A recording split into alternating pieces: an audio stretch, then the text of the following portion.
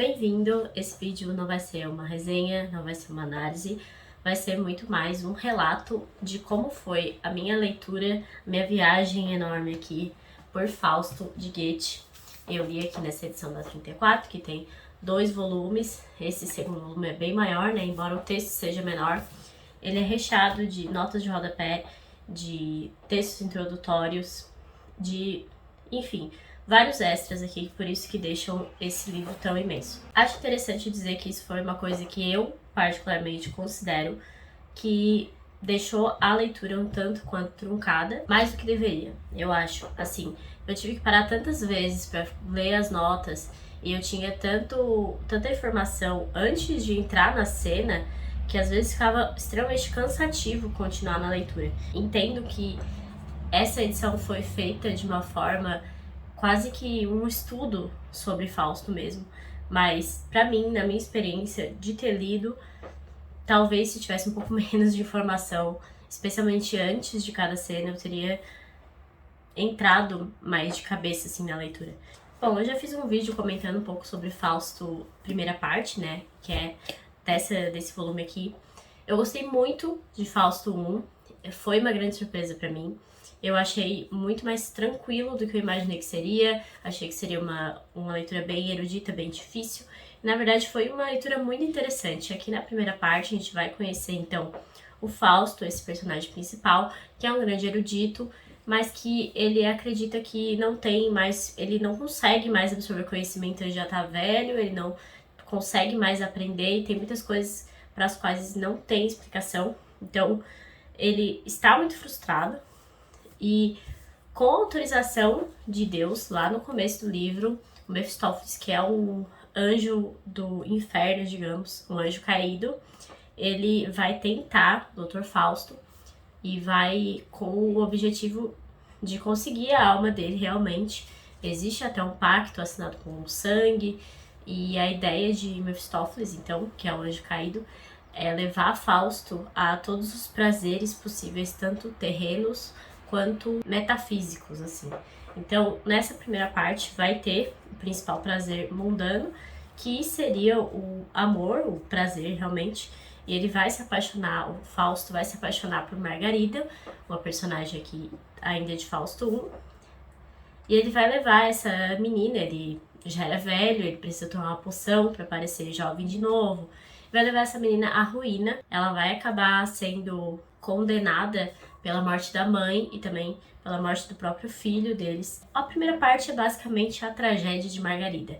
Vai terminar, inclusive, com a morte dela e ela vai deixar já subentendido que eles vão se ver novamente. Ela era também muito religiosa, ela até, alguns momentos, ela se perguntava do porquê de não ser religioso, apesar de ser tão bom, um homem tão bom, um homem tão puro.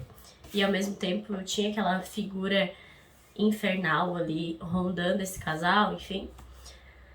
Mas a primeira parte é puramente a tragédia de Margarida e eu gostei muito. E eu esperava que Fausto 2 fosse meio que uma continuação de Fausto. Não foi isso que eu senti exatamente. No Fausto 2 a gente tem muito mais uma jornada de Fausto por prazeres não tão óbvios. Então, primeiro ele vai participar ativamente de um império já em declínio, ele vai propor, junto com o Mefistófeles, um plano econômico para resolver o problema fiscal daquele governo, e vai ser basicamente imprimir dinheiro. Então aqui tem um aspecto muito interessante, essa crítica, que é a inflação que acaba gerando realmente, porque é criada uma moeda sem lastro, com base em possíveis pedras preciosas que estariam no subsolo do reino. Essa parte também é muito interessante. Só que depois dessa parte a gente entra num mundo completamente diferente, místico aqui nesse livro, que fica extremamente cansativo, essa é a verdade. Nós temos aqui a Noite de Walpurgis clássica, aqui no começo tem a Noite de Walpurgis, que é uma espécie de reunião demoníaca mesmo, tem vários entes, várias bruxas, enfim, em cima de uma espécie de morro.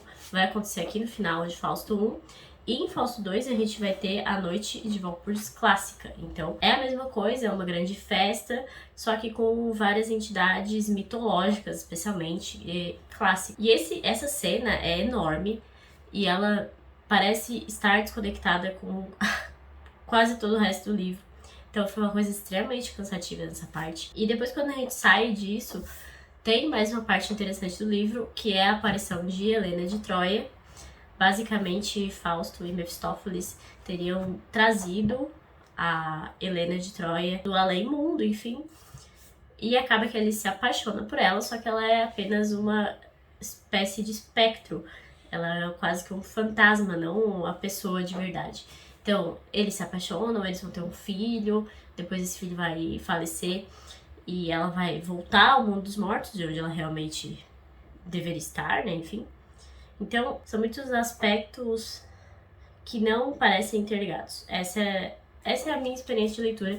Eu acho que o Fausto II é uma grande colcha de retalhos, em que Goethe teria tentado trazer todas as coisas que ele sabia, porque ele era um grande erudito, ele sabia sobre teoria de cores, ele criou uma teoria, ele também era botânico, ele sabia muito sobre arte, sabia muito sobre literatura também, claro. Sobre política, inclusive, tanto que a gente tem esse aspecto econômico lá no começo do livro, mas ficou parecendo uma grande coxa de retalhos de tudo que ele acumulou de conhecimento pela vida inteira e decidiu colocar aqui num livro só. Então, não acho que tenha feito muito sentido. O final é bonito, o final de Fausto é uma coisa bonita realmente. Envolve anjos, envolve alma, envolve o próprio Mefistófeles. A vontade divina que foi dita lá no começo de Fausto, também a aparição de Margarida como uma salvadora da alma de Fausto. E tudo isso é muito bonito, muito legal. E acredito que todo esse enredo seria muito interessante se tivesse sido mais condensado, mais resumido, essa é a palavra. Porque, embora cada uma dessas cenas seja interessante em cada aspecto seu, parece que elas não se interligam. Claro que é uma viagem de Fausto a muitos prazeres, a muitas experiências, e o grande objetivo de Mefistófeles era fazer com que ele ficasse tão extasiado no momento que ele vivia, que ele preferiria ficar para sempre naquele momento.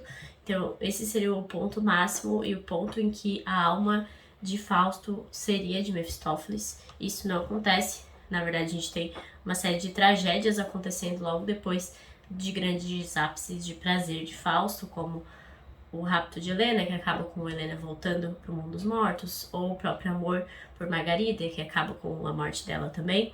Mas pra gente chegar a esses desfechos, a essas conclusões, a gente precisava passar por muitos e muitos versos falando sobre algum monstro da mitologia, ou sobre seres, sobre nereidas, sobre sereias, sobre vários e vários seres mitológicos. E eu não acho que isso tenha fechado tanto nessa leitura. Eu sei que, como eu disse, isso não é uma análise. Isso aqui é uma grande obra do classicismo, é a grande obra do classicismo de Weimar, que é uma vertente da literatura criada simplesmente por Goethe. Goethe era um cara extremamente erudito. Mas essa é a minha experiência pessoal com o Fausto. Isso me incomodou bastante na minha leitura. Entendo que, possivelmente, daqui a vários anos, quando eu pegar esse livro de volta, eu terei uma experiência completamente diferente. Mas foi isso que eu senti, um livro muito truncado em muitos momentos que não parecem necessários ao deslinde da obra, uma erudição tão grande, mas tão prolixa, que não parece encaixar com a própria história, com o próprio livro em si. Aqui no livro da literatura vai falar algo interessante sobre Fausto, que eu consultei depois dessa leitura para entender um pouco mais, enfim, que vai falar que Fausto é sem dúvida alguma a maior conquista do classicismo de Weimar, e mesmo assim demorou tanto para ser terminada que quando a parte 2 foi publicada, alguns meses antes da morte de Goethe, em 1832, o movimento já tinha chegado ao fim havia muitos anos. Fausto não exerceu grande influência na geração seguinte de escritores, visto que muitos já tinham várias obras publicadas quando a peça apareceu. Na verdade, o romantismo alemão, que ignorava o equilíbrio clássico, tomou conta de boa parte da Europa. Apesar de sua falta de influência contemporânea, Fausto se tornou uma das obras mais famosas estudadas da literatura alemã e hoje é considerada uma das maiores peças já escritas. Parece-me que Fausto foi, de certa forma, uma resposta ao romantismo alemão, que foi protagonizado pelo próprio Goethe quando escreve Werther, e foi muito criticado por Goethe depois. Então ele resgata o clássico, ele resgata a métrica na poesia, ele resgata a peça como a forma mais importante de escrever um livro, enfim. Só que acaba que na época não surtiu efeito algum. Só surte efeito hoje, quando a gente rememora uma obra de tamanha importância. Será que a influência não teria sido diferente se essa obra tivesse sido publicada antes, se essa obra fosse um pouco mais enxuta, fosse efetivamente uma história com uma sequência mais lógica? Esse é o meu ponto. Não parece haver uma sequência lógica em todas as cenas. Fora que, porque esse livro foi escrito em formato de peça, se é completamente impossível encená-la. Tem muitos aspectos fantásticos, especialmente no Fausto 2, que eu não consigo ver nem em 2022 ser encenado. Então, acredito que seja, mais uma vez, apenas a erudição de Goethe de mostrar: olha, eu consigo aqui fazer uma peça com, sei lá, hexâmetros e um soneto no meio, enfim. Esse não é um livro que, como diz muito o professor Rodrigo Gurgel, ele fala que a gente precisa pegar um livro, ler ele sem texto de apoio, sem nota de rodapé e entender a história. Isso não aconteceu comigo na leitura de Fausto. Entendo também que é uma grande falta de conhecimento que eu tenho ainda, falta de experiência que eu tenho. Muitas pessoas que eu vejo falando tiveram exatamente a mesma experiência. É impossível ler sem ter uma nota de rodapé, sem ter um texto para te explicar o porquê que ele fez aquilo. E talvez esse não seja um objetivo muito bom para uma obra literária. Que afinal os livros estão aí para serem acessados para o máximo de gente possível, para nos ensinar, para nos explicar coisas de determinadas épocas, enfim. E não foi essa a experiência que eu tive com o Fausto, como vocês podem ver. Enfim, gosto muito de Fausto 1, ainda recomendo imensamente a leitura de Fausto 1, mas Fausto 2 é muito mais complicado. É uma grande aventura, se você quiser se aventurar, vai fundo. Com certeza você, assim como acho que a grande maioria das pessoas que leram esse livro, não vai pegar todas as referências, não vai entender tudo que ele está dizendo. Eu realmente não entendi muitas coisas, boa parte do livro, mas não deixa de ser uma grande obra da literatura mundial, um livro muito estudado por muitas pessoas e muito importante também. Mas essa foi a minha experiência, enfim. Muitas pessoas pediram para eu compartilhá-la e por isso estou aqui compartilhando. Espero que ninguém jogue pedras e dizendo como eu sou burra, porque eu não entendi o que Goethe quis dizer. E realmente não posso fazer análise nenhuma, por isso que eu não faço, só compartilho minhas experiências e resenhas de livros. Mas é isso. Espero que vocês tenham gostado. Contem aí a experiência de vocês com Fausto, se foi diferente da minha, se foi parecida. E até a próxima!